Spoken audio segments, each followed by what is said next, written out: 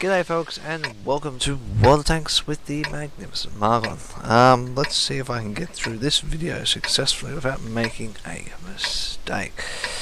And you're probably all sitting there thinking, why am I saying that? Well, so far, the first time I did this video, I actually recorded it without actually turning the microphone on. It might help if you turn the microphone on. It does help so you can actually hear what I'm saying. I can't just put nothing over the top of a video. Let's get this show on the road. And then vice versa. I then got part way through the next recording and stopped the recording of my voice and went, oh great.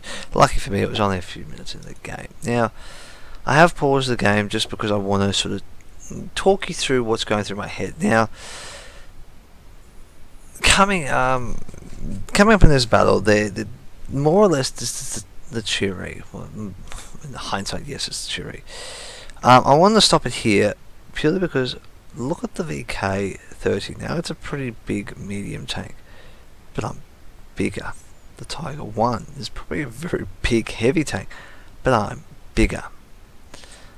How can the Cheery be a medium tank at this size? I don't know.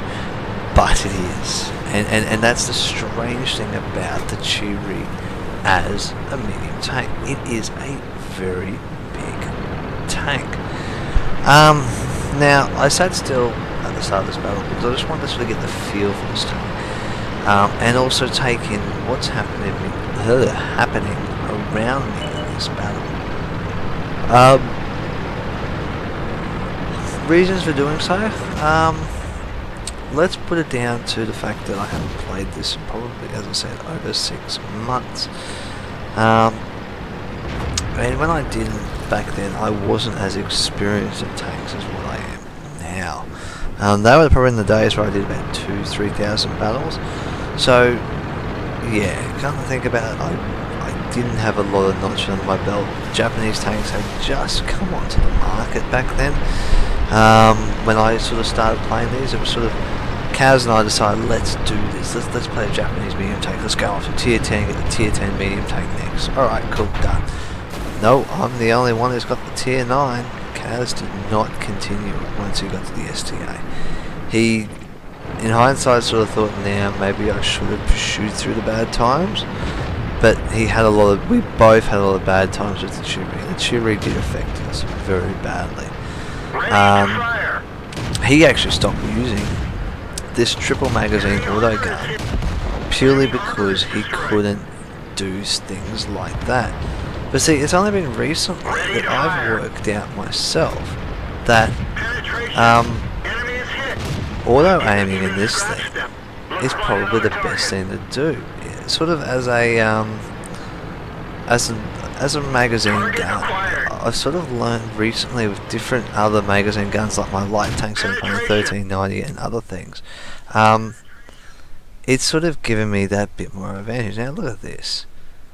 A Tiger P has just given me his side, and there's not much he can do. The Cheery can pretty well penetrate quite easily. And I think that's the thing we've got to take out of this. It's sort of, look at this. I fires and I bounce. 3 shots straight on the side of him. The VK30 is off to my left. He's focusing me. They're both now focusing me. As you can see, Show's actually in his Tiger 1 over there. Now, Show played tanks before I did in a different age.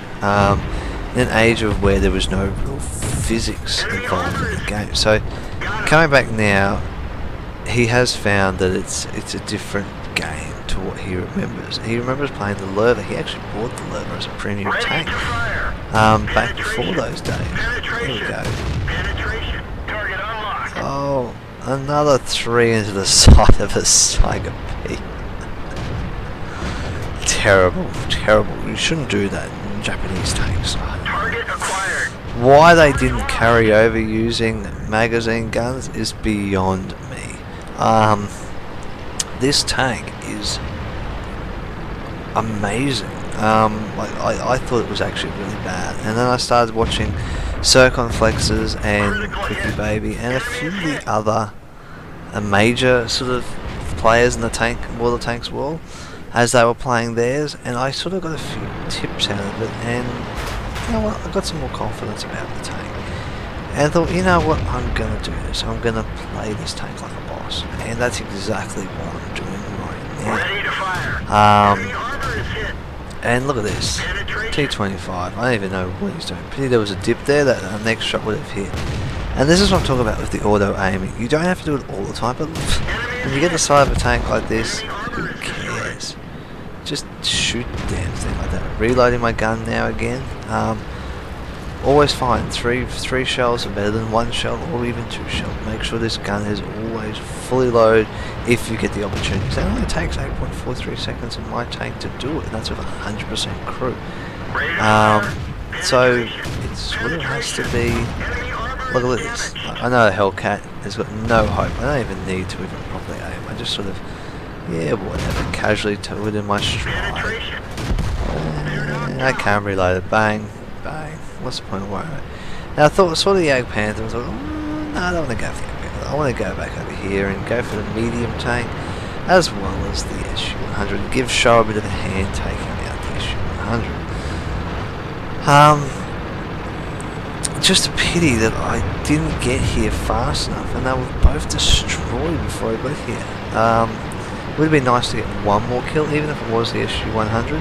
Would have been amazing, because then it would have made this victory even more sweeter than it already was.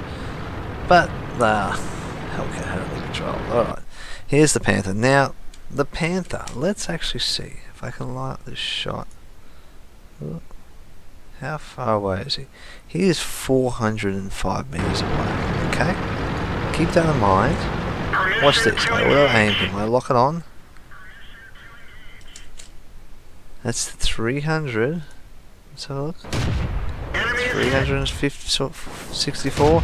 A hit. Enemy vehicle destroyed. And he is destroyed at 340 meters away.